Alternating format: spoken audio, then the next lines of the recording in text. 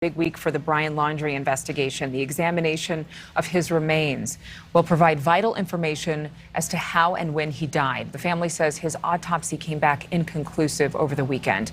Joining us right now to talk about this is Dr. Kathy Reichs, a forensic anthropologist and author of multiple New York Times bestselling books, including her latest, The Bone Code, out right now. And we know, Kathy, that this is something that has fascinated so many who've determined that they have a vested interest in protecting this case surrounding Gabby Petito. But what will investigators look for specifically in regards to these remains? We know that an anthropologist had to look into this because the remains were so deteriorated. Yeah, and I understand that I didn't work on this case, so Correct. I'm only speaking in hypotheticals, but I understand that the identification was a dental identification, so they know that these are the remains of Brian Laundrie. What they're going to be looking at now, I would think, are two things. One would be what we call post-mortem interval. How long has it been since he died?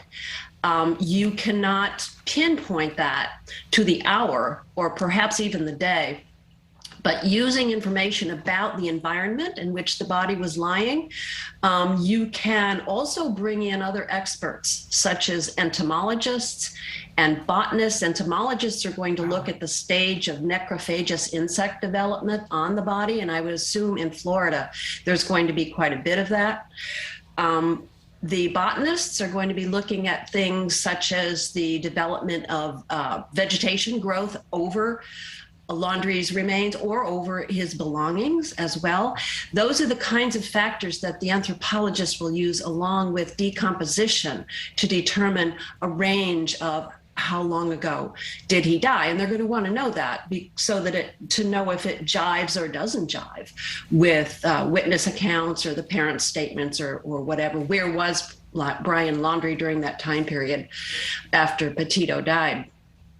The other thing they're going to want to look at is manner of death. And the anthropologist should be able to say something, not necessarily, but should be able to say something about this. What he or she will look at is any kind of trauma on the skeleton.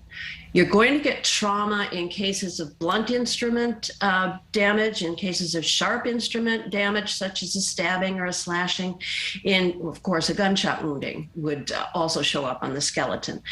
But not everything shows up in bone. Things such as poisoning wouldn't show up in bone. Things like smothering, that's not a question here, but that wouldn't show up on bone. So it will not necessarily, if you're gut stabbed, in the belly and it doesn't touch any bone, that's not going to show up. And really, that's what we have left of him. I mean, it's morbid to think about this, but the heightened interest in this case, even following his death, is just so bizarre on one hand, and then also we have a lot of people who are trying to figure out if we'll ever know what happened to Brian Laundrie or Gabby Petito. Do you know how long it would take an anthropologist to actually uncover some of these clues from examining the bones?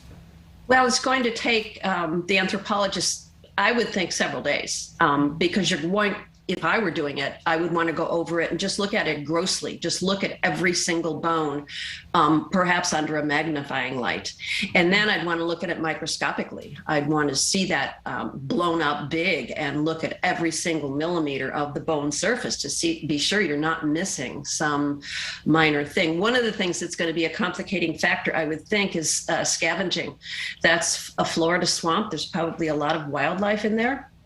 And you're immediately after death, you're going to have invasion by insects, and you're going to probably have scavenging by any animals that are around. And basically any animal will scavenge: deer, dogs, bear, chickens, anything's going to scavenge. So what the anthropologist is going to have to do is sort out what we call antemortem or damage in the bones from postmortem damage in the bones. Actually, perimortem, what happened at the time of death and what might have happened after death. All right. So they're going to be very, very careful in not confusing those two. Yeah, this story just continues to have so many twists and turns, and but again, unanswered questions until we get this anthropology report. Dr. Kathy Reichs, thank you for being with us this morning. Thank you, my pleasure.